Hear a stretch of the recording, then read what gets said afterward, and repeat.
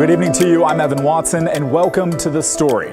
While ballots are mailed, candidates are making their final pushes for your vote, and it wouldn't be an election season without even more twists and turns, including the race for Portland mayor, and that's where we begin tonight.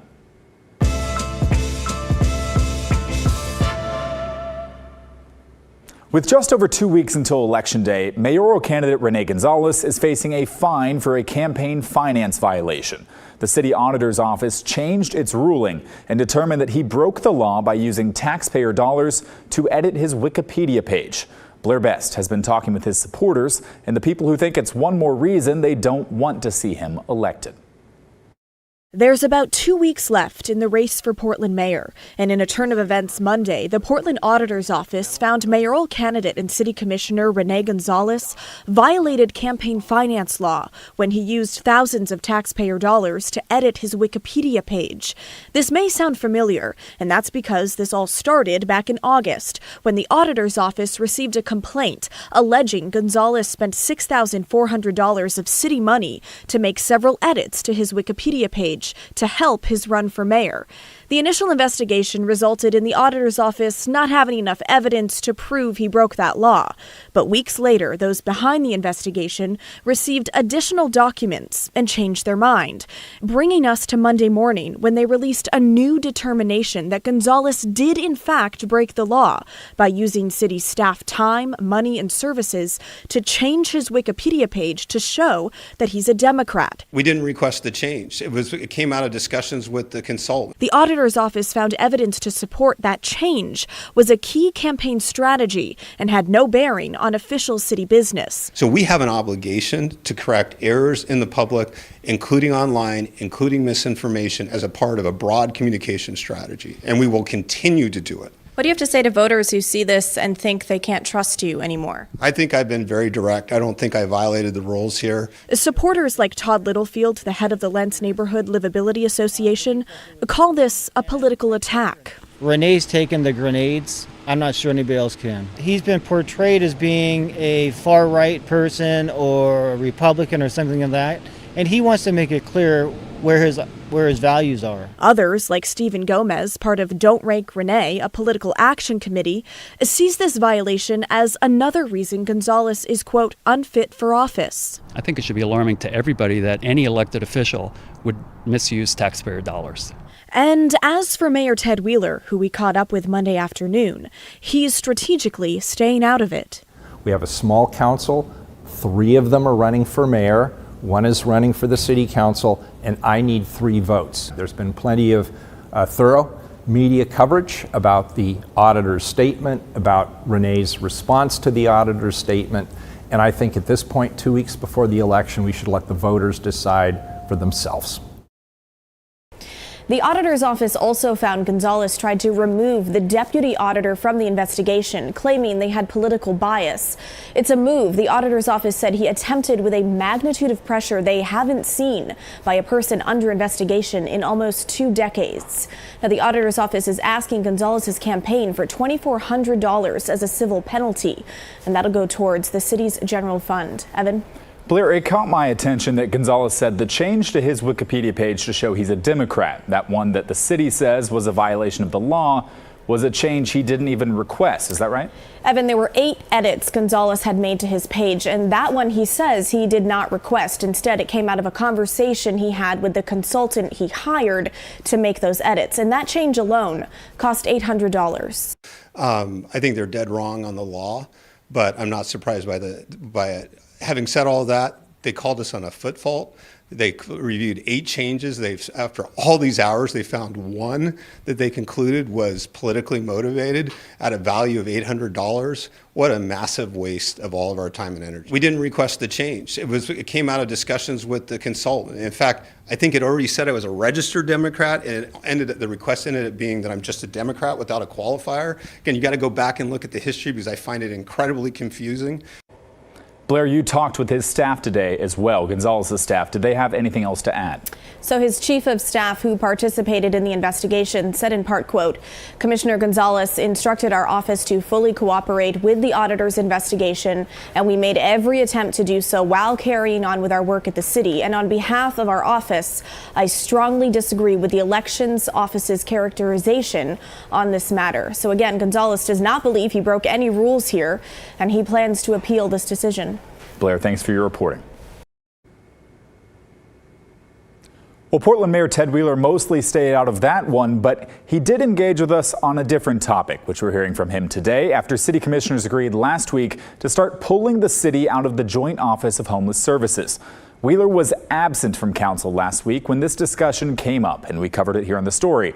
But Commissioners Rene Gonzalez, Mingus Mapps, and Dan Ryan all agreed to have an ordinance drafted that would sever ties between the city and the county under the joint office. The city hands over about $30 million a year to the county to help fight homelessness. But over the summer, they drew up a new intergovernmental agreement, or IGA, as we'll call it. It renewed the contract between the city and the county for 3 years. But the contract gave the city an out if they didn't feel like the county was making enough of the progress they wanted. And it seems those three commissioners named think the county is falling short. Here's what Mapps and Gonzalez said last week. Our current partnership is not focused on the primary goal that this council needs to focus on, and that goal is reducing the absolute number of people who sleep on our streets every night.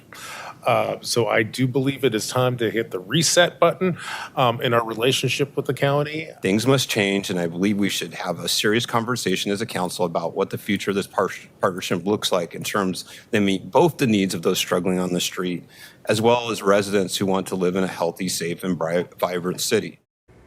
Commissioner Carmen Rubio disagreed, saying the city needs to see the agreement through, and that's where Mayor Wheeler stands too. Today, he told us that he thinks the IGA is the right tool to be able to address the homeless crisis.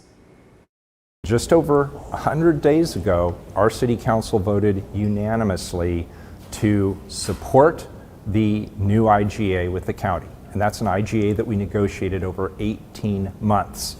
That IGA has a clear goal, which is to reduce unsheltered homelessness on Portland streets by 50% by the end of 2025. And it has literally 100 specific strategies within that plan to get it done. And we're already implementing those strategies. And it includes, from the county's side, supporting the city's emergency shelter plan, improving the way we deliver mental health services to people on the streets, expanding access to housing for people who go through the city shelter program. So from my perspective, while I understand my colleagues' concerns, I think it's short-sighted to pull us out of that IGA. I think we should stay in it. We've moved the ball a long way towards what the city needs to keep our right-of-ways clear and provide humane strategies for people on the streets. And just disrupting that process or pulling out of it or taking our cards and going home, I don't think that's a smart strategy right now. The timing here is a key player too. Mayor Wheeler said that since the city has a new form of government starting in January with a new mayor and 12 new city councilors, he thinks it's a bad move to land them with this problem to try and solve. I hope the new city council doesn't have to start from scratch. I think that would be doing a huge disservice to the new council. This council and my administration have spent 18 months negotiating this IGA, and to simply put it aside and put the goal of reducing unsheltered homelessness aside, and to put aside the 100+ different strategies we agreed to implement, and we're already starting to implement those 100 strategies to get people off the streets, I think it would be foolish. It would simply dump the same load of problems onto the next council and then make them start from scratch. No word yet on when council would actually take up voting to leave the IGA. But again, 3 out of 5 commissioners right now have said they want to go. 3 commissioners who are all vying for your vote this November. Mapps and Gonzalez for mayor and Ryan for city council. If they do vote to leave, they would have to give Multnomah County Commission 90 days notice, which would put us into next year with the next city council. Let's stick with politics for a minute, because coming up next, Laura Porter is sitting down with the candidates for Southwest Washington's 3rd Congressional District. This race is, of course, a rematch of the 2022 election between Democrat Marie Gluesenkamp-Perez, who narrowly won 2 years ago, and Republican Joe Kent. Kent says constituents don't like the way things are going, especially when it comes to the economy. While Gluesenkamp-Perez is hoping her record over the past 2 years, often pointing to bipartisan votes, is strong enough that voters will send her back to Congress. But I have a record that's very clear voting for the Bipartisan Fiscal Responsibility Act that mandated spending caps. I introduced a constitutional amendment for a balanced budget.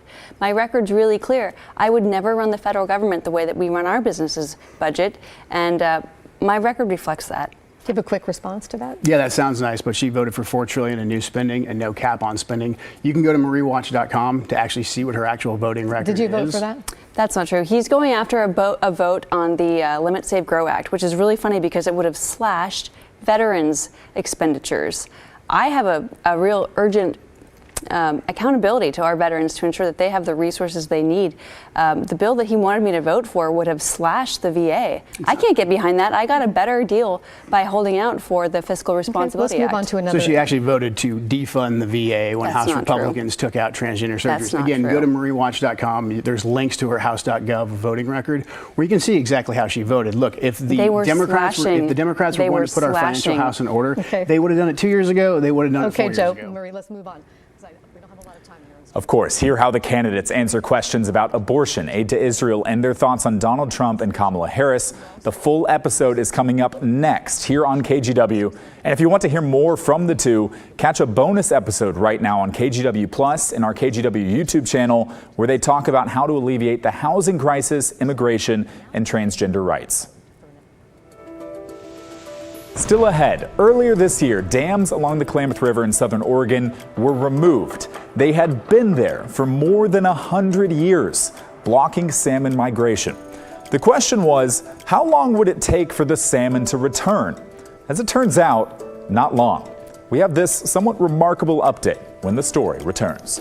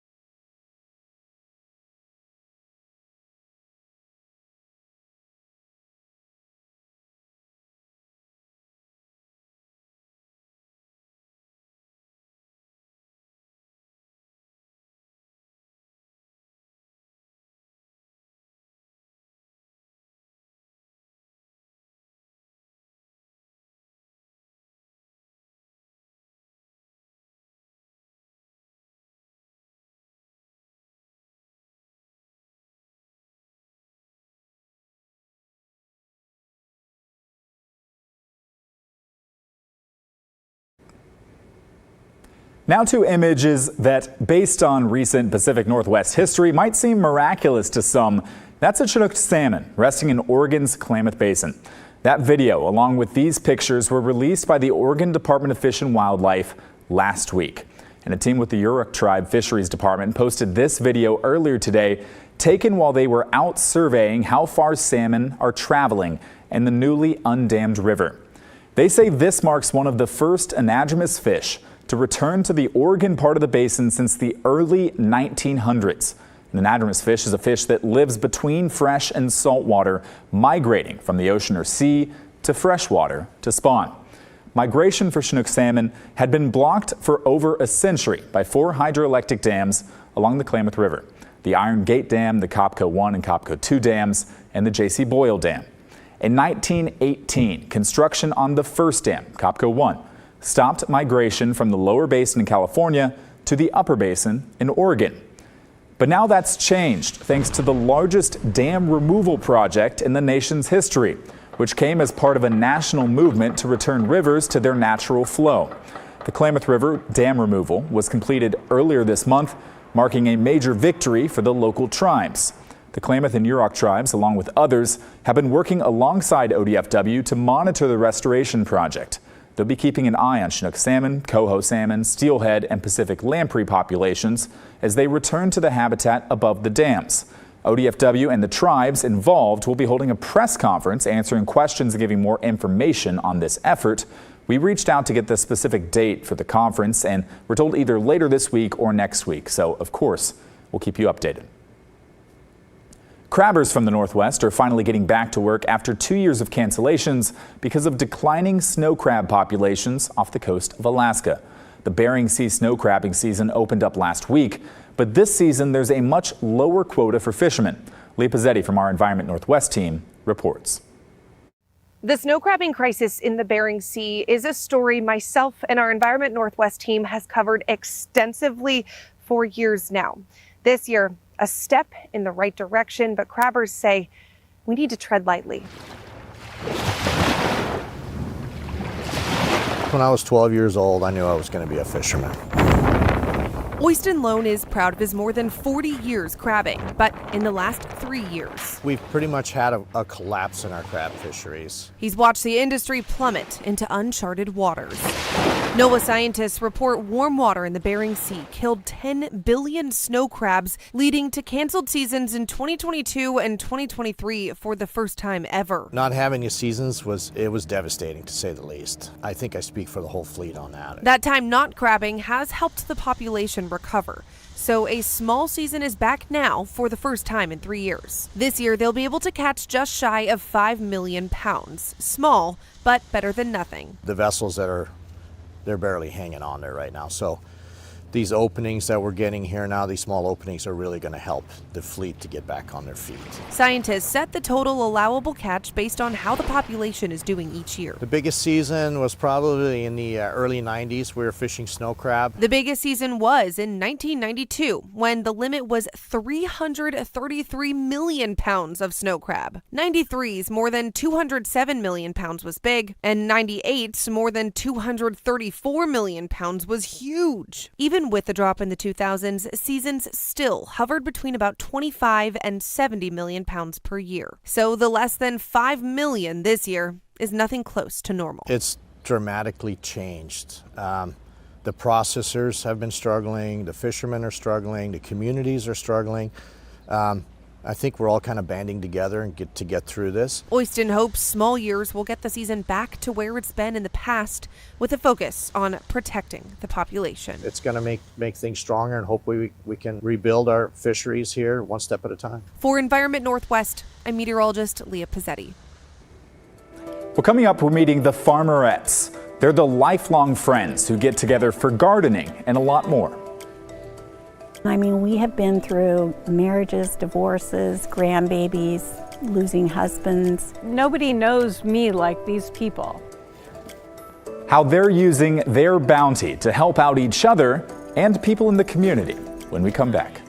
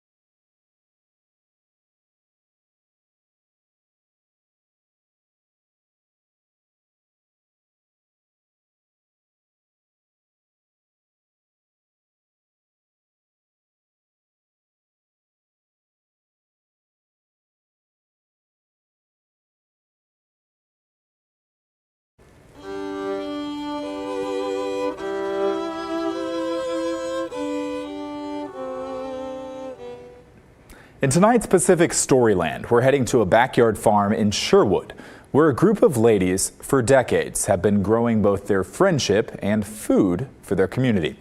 Catherine Cook and photographer Kyle Connolly show us their harvest. I think these are pretty much done. At Kathy Bell's house in Sherwood, We'll still get some beans here. you'll find a true garden party. Each and every dahlia is just an amazing gift. Every Wednesday, they're out here, weeding and waving, harvesting and laughing.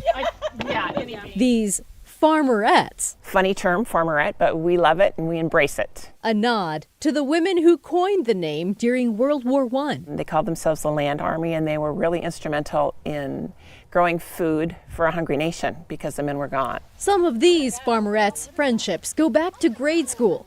Here's Kathy in kindergarten, and there's her friend, Leslie Cushing. And I mean, we have been through marriages, divorces, grandbabies, losing husbands. Nobody knows me like these people. Annie Bechtel met Kathy in the 5th grade. Everyone here is in their 60s now. Oh, friendships, it's saving us so much money in psychologists. I mean, we really share everything. We have a lot of history, these farmerettes. About 10 years ago, after Kathy and her husband Steve grew a bumper crop of veggies, she got to thinking. We had so much additional produce, and I felt like there's a good thing that we could do with this someplace, and we need to plug in. She thought, why not grow more? Her friends could help, and they could donate their bounty to local food pantries.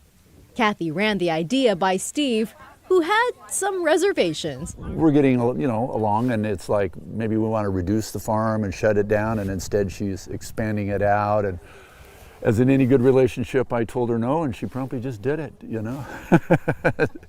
and I support that. He's all in now. If everybody kind of takes a little piece of action like this or does something, it has an impact. In 9 years, the farmerettes have grown and donated 13 tons of organic produce. It feeds us, truly, feeds our souls like our food feeds people that are hungry. That's especially true for Dana Kavernland. Last winter, she dislocated her hip and broke her leg. She's on light farm duty now, but wouldn't miss these Wednesdays for the world. To come and be loved by these women and to share in the bounty of this property is healing for me. It's strength. Growing old is not for the faint of heart. We're all workers, but at 4:30, it's wine time! They do go over and have a glass of wine, so don't they, Maddie? From the field to the flowers. We love to do flowers while we're drinking wine. The bouquets they make are also for the food pantry at St. Matthew Lutheran Church in Beaverton. Those are so beautiful. A woman came up to me as I was delivering the flowers and said, "You have no idea what this means to me. All week long I feel like I can enjoy flowers, and I've never been able to afford them before. And this, to me, is just one of the best outreaches that you could do for us." We live in the richest nation in the world, and we're just trying to do our little part to feed people. Come here, Maddie. Maybe instead of garden party. They are stalwart soil sisters. Try soil soiree. Just planting a seed here. The farmerettes. And we're going to do this until we can't. We'll take care of the rest. In Sherwood, Catherine Cook, KGW News. Catherine sneaking her farm puns there in the end, but what a lovely story that is. If you have an idea for Pacific Storyland, she would love to know. You can send her a note at pacificstoryland@kgw.com. That is the end of our show tonight. Thank you for watching. If you're planting seeds of your own or having something great to share, please reach out to us. I'll be back right here tomorrow night in for Pat Doris, and I hope to see you then. By the way, you can stream the story on your own schedule. Download the free KGW Plus app, available now on Roku, Apple TV, and Fire TV.